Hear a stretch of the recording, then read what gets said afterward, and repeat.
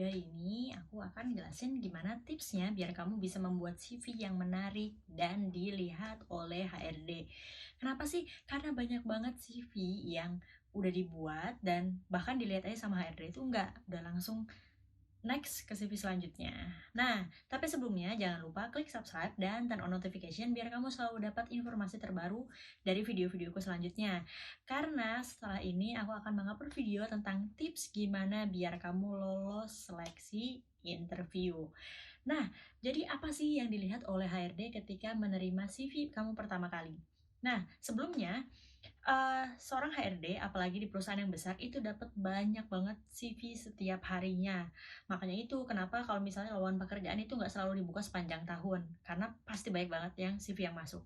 Nah, sedikit cerita, beberapa tahun yang lalu aku mikir kalau misalnya sebuah CV itu yang bagus adalah yang banyak halamannya, terus udah itu kalau misalnya kita punya eee, pengalaman, terus udah itu prestasi ditulis semuanya. Nah, tapi ternyata HRD itu nggak punya waktu untuk melihat itu semua. Nah, taunya gimana? Sekarang, 4 tahun kemudian ya, aku itu dapat banyak banget aplikan dan bahkan di sebuah perusahaan kecil ya, bukan perusahaan gede. Itu tuh satu hari aku bisa menerima 10 sampai 20 CV dan artinya satu bulan aku menerima sekitar 600 CV ya. Bayangkan kalau misalnya HRD di perusahaan yang besar ada berapa banyak CV yang masuk dan otomatis HRD nggak mungkin kan baca satu persatu CV-mu. Kalau misalnya dari awal kelihatan udah nggak menarik ya udah lewat ganti CV yang baru, CV yang baru kayak gitu terus. Nah, di sini dan di video ini aku akan jelasin gimana tipsnya membuat minimal ya CV-nya itu mau dilihat sama HRD dulu. Oke, jadi yang pertama adalah tunjukkan keseriusan kamu karena banyak banget CV yang udah kelihatan kayak nggak niat gitu daftar kerjanya. Kenapa? Karena gini deh, kamu mungkin punya pengalaman yang banyak, IPK kamu tinggi, lulusnya cepet, prestasinya bagus, tapi kamu niat nggak sih buat kerja di sini? Karena semua kekerenan kamu, pengalaman, prestasi, ya kalau selama itu nggak memberikan benefit kepada perusahaan, kenapa kita sebagai HRD harus menerima kamu? Gitu loh. Jadi yang paling penting adalah tunjukkan bahwa seberapa niat kamu untuk daftar di perusahaan ini dan tunjukkan kenapa kita itu harus memilih kamu. Nah, masalahnya banyak banget CV yang nggak bisa menunjukkan itu. Nah, jadi yang pertama gimana sih tipsnya untuk menunjukkan kalau misalnya kamu serius? Yang pertama buatlah CV yang menarik. Menarik itu kayak gimana sih? Apakah bombastis banget, harus warna-warni gitu? Nggak harus kayak gitu. CV-mu rapi dan informatif itu yang paling penting. Kenapa? Karena banyak CV yang dari awal dilihatnya itu udah nggak enak di mata gitu. Jadi ini ya, real terjadi. Kalau misalnya, CV mungkin baru lulus SMA ya, biasanya CV-nya memang masih hitam putih, ditulis di Word aja, terus udah itu masih dalam format Word gitu yang editable itu udah dikirim ke HRD. Terus ada juga yang dalam formatnya PDF, oke lah itu masih tolerable. Tapi ada juga yang ngirim CV ini paling parah dan ini memang benar-benar udah pernah ngirim CV dan aku lihat CV-nya. Jadi dia itu udah nulis di Microsoft Word, tapi bukannya file Word-nya itu yang dikirim, dia malah print screen dari satu halamannya itu. Setelah di print screen baru di crop, sehingga ketika CV hasil crop-cropan itu dikirim ke HRD, hasilnya pecah banget. Tulisannya nggak jelas tuh. Karena kan udah satu print screen ya, satu layar, habis itu di crop lagi dikecilin, pecah kan. Nah akhirnya kita nggak bisa dapet informasinya CV itu isinya apa. Kalau alasannya adalah karena aku tuh nggak bisa untuk bikin CV, aku tuh nggak bisa desain, jadi aku nggak bisa bikin CV yang bagus. Please lah, itu tuh cuma alasan. Kenapa? Karena jasa buat desain CV sekarang itu murah banget, mulai dari 15 sampai 20 ribu udah banyak banget desainer-desainer yang menyediakan jasa pembuatan CV yang semurah itu gitu. Jadi kalau misalnya kamu alasannya aku tuh nggak bisa buat CV karena itu susah, menurutku itu nggak mungkin deh. Dan itu menunjukkan ketidakseriusan kamu. Karena banyak banget, serius ini banyak banget jasa-jasa desain CV yang murah. Coba kamu kalau misalnya mau cari browsing jasa desain CV itu murah-murah banget pokoknya. Nah, atau kalau misalnya mahal banget aku nggak mau mengeluarkan uang sedikit pun untuk membuat CV gitu karena CV yang aku membuat itu banyak. Oke, kamu bisa dapat template dan itu free, benar-benar free. Kamu bisa masuk ke freepik.com, terus udah envanto.com, banyak banget uh, penyedia template gratis. Jadi kalau misalnya kamu dengan alasan aku nggak bisa buat CV yang bagus karena masalah biaya, menurutku itu cuma alasan aja dan kita sebagai HRD nggak bisa menerima alasan seperti itu. Karena gini, kalau misalnya dengan alasan itu kita harus menerima kamu, gimana orang yang udah niat banget untuk bikin CV sebaik mungkin dan semenarik mungkin. Selanjutnya yang kedua adalah foto. Kalau misalnya buat foto, emang yang bagus adalah foto yang rapi, pakai jas gitu ya. Kalau misalnya nggak punya juga foto yang berjas, kalau misalnya kamu sudah lulus S1 kan biasa ada tuh foto yang dipakai buat ijazah, pakai aja itu foto buat CV. Jadi kamu nggak usah tag foto lagi. Tapi kalau setauku ya sampai sejauh ini biasanya kalau foto sekalipun buat ijazah harus pakai kebaya gitu. Biasanya studio fotonya menyediakan dua, satu foto buat wisuda atau foto ijazah, satunya lagi foto kerja. Jadi menurutku nggak sulit. Terus kalau seandainya pun aku pengen foto lagi karena misal waktu itu pas hasil fotonya kurang bagus, silahkan bisa foto lagi. Dan menurutku untuk jasa foto itu nggak mahal. Oke, kalau misalnya foto berjas nggak ada nih, adanya pengen foto kasual aja, nggak apa-apa. Sekarang itu CV udah nggak mesti harus kaku banget pakai foto berjas.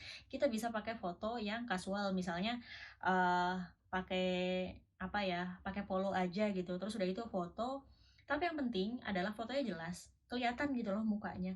Karena kenapa? Ini ada lagi yang foto nggak tahu ya, ini fotonya mungkin dia hasil foto terus udah itu di screenshot lagi, ininya fotonya tuh nggak jelas, ngeblur, dan ya nggak menunjukkan bahwa dia niat buat bikin foto gitu.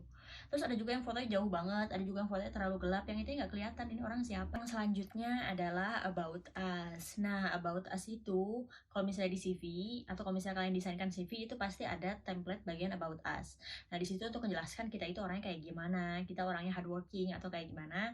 Nah, di situ kita sebutkan secara detail. Masalahnya gini loh, jadi kalau misalnya buat CV, itu kadang ada yang membuat satu CV diaplikasikan buat semua lamaran pekerjaan yang dia daftar. Oke, kalau misalnya lamaran pekerjaannya dia mengapply ke jenis pekerjaan yang sama, misalnya kamu pengen mendaftar di bagian manajer produksi gitu. Kamu membuat satu CV yang sama untuk di-apply kemana-mana, silahkan. Karena sama, tapi kalau misalnya kamu pengen daftar, satunya manajer produksi, satunya lagi staff QC, itu kan udah beda-beda. Nah, otomatis about us juga beda-beda dong.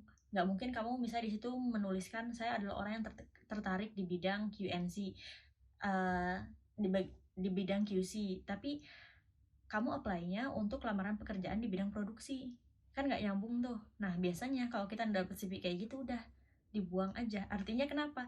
Ini orang udah nggak niat gitu. Bahkan untuk membuat CV yang untuk seleksi awal aja dia nggak teliti, nggak mempersiapkan maksimal untuk sebuah CV. Kalau misalnya kamu emang niat kerja di sini kan artinya kamu mempersiapkan sesuatu sebaik mungkin gitu, termasuk hal-hal yang sesimpel itu juga. Nah, jadi kalau untuk sarannya gimana? Kalau untuk about us itu kalau misalnya kalian mau daftar 2 atau 3 jenis pekerjaan yang berbeda, buat 2 sampai 3 CV yang berbeda kayak gitu. Misalnya mau daftar produksi ya, CV khusus produksi. Misalnya untuk uh, lamaran pekerjaan untuk yang bidang QC, ada CV-nya khusus beda lagi.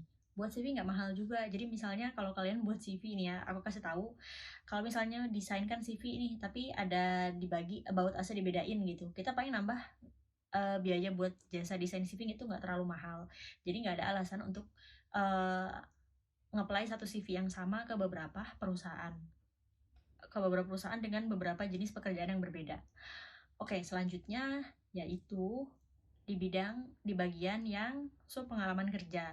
Nah, jadi kalau misalnya kamu pengen mendaftar pekerjaan menjadi misalnya manajer produksi, untuk pengalaman pekerjaannya tuliskan yang sesuai kayak gitu. Jadi jangan kamu mengelamar pekerjaan sebagai manajer produksi tapi pengalaman kerjamu misalnya jadi driver gitu, itu nggak ada hubungannya sama sekali. Dan ini real terjadi. Di perusahaanku itu lagi buka lowongan pekerjaan untuk project team yang di situ dikasih keterangan mengutamakan bidang kepenulisan sama kreativitas. Udah kelihatan kan sebenarnya pengalaman kerja apa yang harus kamu tulis sehingga sesuai dengan uh, pekerjaan yang pengen kamu apply sekarang.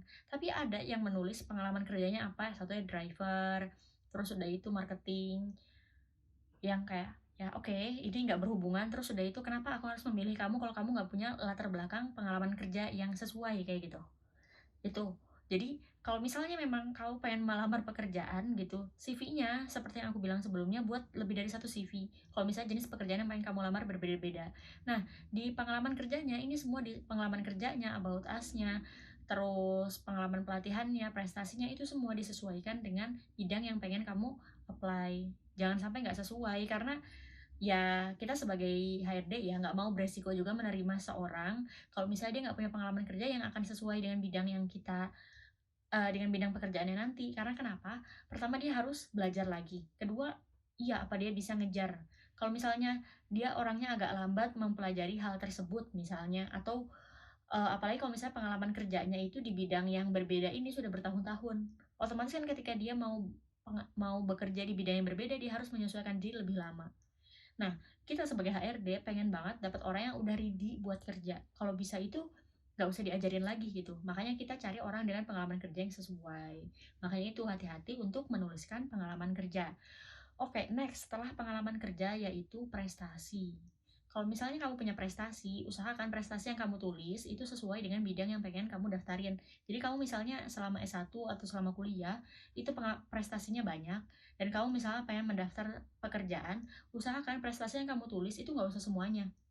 Dulu waktu aku lulus S1, aku nulis, aku punya pengalaman prestasi nasional maupun internasional sekitar 60 prestasi, dan semua aku tulis. Dan aku mikir kenapa ya tetap aku ngelamar kerja kemana-mana gak keterima. Ya karena pengalaman prestasinya itu gak sesuai dengan bidang yang pengen aku daftarin. Jadi alangkah baiknya kalau kamu punya prestasi sebanyak itu, tulis beberapa aja, 3 atau mungkin 5 prestasi yang relevan dengan bidang yang pengen kamu daftarin. Karena kalau misalnya kamu punya prestasi yang banyak sampai beberapa lembar, HRD itu gak punya waktu buat ngecek semua halaman CV kamu. Jadi yang dilihat adalah halaman pertama aja.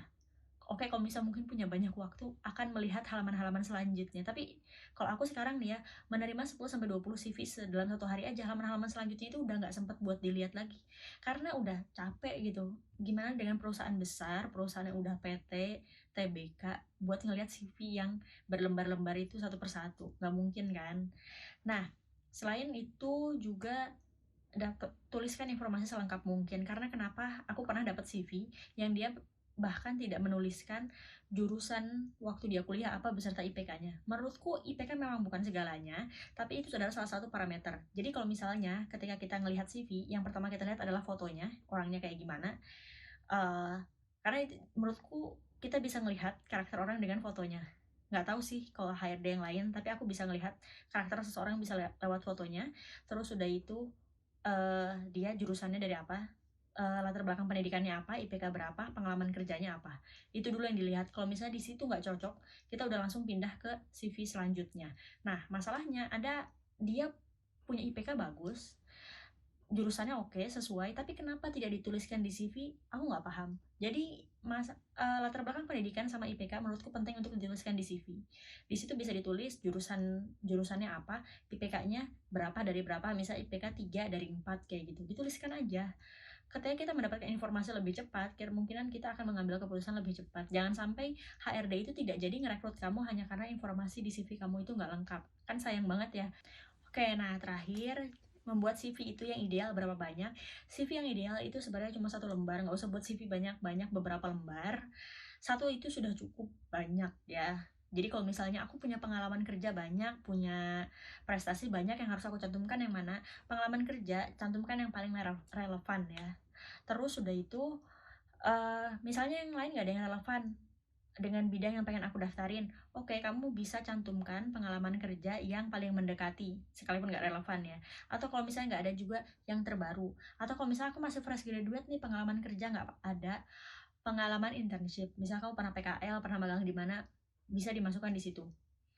Terus udah itu, kalau misalnya prestasi, ya cantumkan prestasi yang sesuai dengan bidang yang pengen kamu daftarin. Nanti mau kerja di mana, ya tulislah prestasi yang sesuai. Misalnya kamu pengen kerja di bagian manajer kayak gitu ya, kamu pengen apply di posisi manajer, maka ya pengalaman prestasimu di bidang itu kayak gitu. Misalnya kalau prestasi nggak terlalu, mungkin kamu bisa masukkan pengalaman organisasi. Kamu pernah jadi ketua divisi apa, pernah jadi ketua kepanitiaan apa, itu sangat-sangat membantu. Nah, terus kalau misalnya aku juga nggak aktif nih untuk ikut kepanitiaan atau prestasi, nanti apa yang harus aku tulis di CV? Nah, di CV kamu mungkin bisa menuliskan kamu pernah ikut seminar atau webinar yang sesuai atau berkaitan dengan bidang yang kamu mau apply posisinya. Tapi menurutku itu nggak sekuat kamu pengalaman, ya kamu misal pengalaman organisasi atau pengalaman kepanitiaan. Ya, tapi nggak apa-apa, dicoba aja. Daripada nggak ada sama sekali. Oke, nah karena itu kalau misalnya sekarang kamu masih posisinya kuliah, masih belum lulus, masih sekarang posisinya job seeker, ada webinar, ada seminar, itu maksimalkan deh buat didaftarin.